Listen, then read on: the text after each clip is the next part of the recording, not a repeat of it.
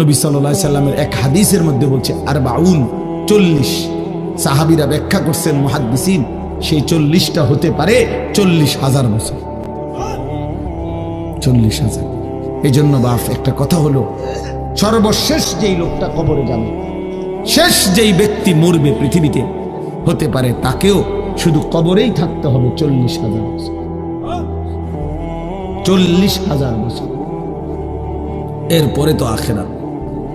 এই 40,000 বছর যদি কবরে আযাব হয়, 40,000 বছর যদি কবরে আযাব হয় ভাই, তখন কি হবে? এবার ভেবে দেখেন, এখন যারা কবরে যাচ্ছে, হ্যাঁ, নূহ আলাইহিস সালামের জামানায় যারা মারা গেছে, ইব্রাহিম আলাইহিস সালামের জামানায় যারা মারা গেছে, নবীজি সাল্লাল্লাহু আলাইহি সাল্লাম তো 1,500 বছর আগে ইন্তেকাল করছেন, 1450 বছর আগে। তো ওই সময়ে যারা মারা গেছে তারা কবরে পড়ে আছে আজকে 1,500 বছর, 1,500 বছর, 1500 বছর। তাহলে নূহ আলাইহিস সালামের জাতি কত বছর থেকে পড়ে আছে? কোথায় নূহ নবী, কোথায় আমাদের নবী? কত ব্যবধান! এই জন্য বাপ, শুধুমাত্র কবরের বিষয়টাই তো সাংঘাতিক, আখিরাত তো পুরো। শেষ ব্যক্তিটাও যদি কবরে থাকতে হয় 40,000 বছর, তো এখনকার মানুষগুলো আছে কত কাল ধরে। তো এই যার কবরে আযাব হচ্ছে, আহা বাপ, সে কি পরিমাণ কষ্ট পাচ্ছে ভাইবা দেখে। কবরবাসীদের রূহের মাগফিরাত, আরে ভাইয়া একবার চোখ বন্ধ করে 1 সেকেন্ড ভাবেন, আজ আমরা যাদের রূহের মাগফিরাত কামনা করলাম, এই 20 বছরের ব্যবধানে, 30 বছরের ব্যবধানে, 10 বছরের ব্যবধানে, 50 বছরের ব্যবধানে আবার এর পরের লোকেরা আমাদের রূহের মাগফিরাত কামনা করে। এটা কি পরিমাণ বাস্তবতা, কি পরিমাণ বাস্তবতা! এটাকে অস্বীকার করার, না বুঝার কিছুই নাই, মৃত্যুকে না বুঝার কিছুই নেই। কারণ এত বেশি জলজ্জান্ত আল্লাহ তাআলা এটা আমাদের সামনে দেখাইছেন, এত মানুষের মৃত্যু আল্লাহ আমাদের সামনে দেখাইছেন, এটাকে অস্বীকার করার, না বুঝার কিছুই নেই। তো চলেন, এরপরে আল্লাহ তাআলা ইসরাফিলকে আবার জীবিত করবেন। জীবিত করে আল্লাহ তাআলা ইসরাফিল আলাইহিস সালামকে বলবেন, ইসরাফিল আবার তুমি সিংহায় ফু দাও। এইবার যখন সিংহায় ফু দিবে, তখন ইসরাফিল আলাইহিস সালামের এই দ্বিতীয় ফুতে আবার ভূমিকম্প শুরু। আবার কি শুরু হবে? ও মাঝখানে ভাই, ওই ছেলে অপদার্থ, কথা বলো না, হাসাহাসি করো না, কারো কথা বাকি থাকলে, দুষ্টামি বাকি থাকলে উঠে চলে যাও, বাহিরে আলাদা জায়গা আছে। গাফেল সন্তান কোনো কিছুতেই যাকে কোনো আসর করে না। আহা, আপনারা জানেন না, আপনাদের এক এক ছেলের অবস্থা হলো কলিজাটা পাথর হয়ে গেছে, কোনো কিছুই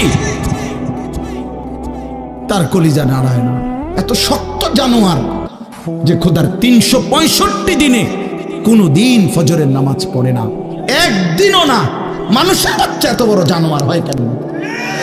আরে তুই কোন মানুষের বাচ্চা? তুই কোন মার দুধ খাইলি? নাফরমান! কেমনে মানুষ হইলি? কি ধরনের একদিনও নামাজ পড়ে? ছি ছি ছি ছি ছি! মুসলমানের বাচ্চা এত বড় জানোয়ার হয় কেমনে?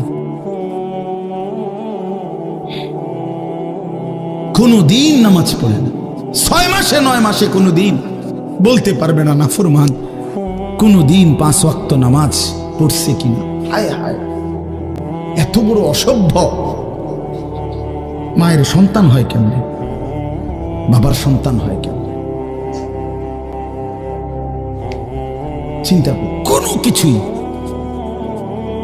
ছেলে পেলেদের হালাত হলে এই পরিমাণ লাগাম ছাড়া, কিসের মা কিসের বাবা, কে তার মা কে তার বাপ, কে কি তার ধর্ম, তার আল্লাহকে, তার রসুলকে, তারে বানাইছে কে, আসছে কোত্থেকে, কেন আসছে, কি করতেছে, কি করছে, কিচ্ছুর খবর, কিচ্ছুর খবর। আসে, হাঁটে, বুট খায়, বন খায়, মোবাইল টিপে, খারাইয়া মতে, বইয়া মতে, বন্ধু বান্ধবীদের সাথে আড্ডা দেয়, মেয়ের পিছনে ঘোরে, অসভ্য অশ্লীল কথাবার্তা বলে, এটা কি এটা জিন্দিগি হলো? মিয়া ভেবে দেখেন। উফ, কোন সুস্থ স্বাভাবিক মানুষ এমন হয়? বলো ভাইয়া বলো। রাগ করো না বাপ, কে তোমা করে মনে করাই দিবে? কেউ মনে করে। হা, বাবা মারও ফিকির শেষ, শুধু টাকা রোজগারের ফিকির। দেশে থাইকা পারো, নইলে বিদেশ গিয়া পারো, কোনো না কোনো ভাবে পয়সা রোজগার করো। টাকা রোজগার করলে মা বাপ খুশি, টাকা রোজগার না করলে না অখুশি, খালাস। এরপরে ইমান আছে কিনা, ইসলাম আছে কিনা, নামাজ আছে কিনা, কোরআন আছে কিনা, আল্লাহ চিনে কিনা, হালাল হারাম কিনা, জায়েজ না জায়েজ না, এত কিছু আমার দরকার। ফুতের জিগায়ও না যে ফুত কামাই যে করতেছ, কি হালাল কামাই করো না হারাম না, এত কিছুর দরকার কি? টাকা দিতেছে, খাইতেছে, ঘুমাইতেছে, বিল্ডিং করতে আসে, জমি কিনতে আসে, আপেল মালটা খাইতেছে।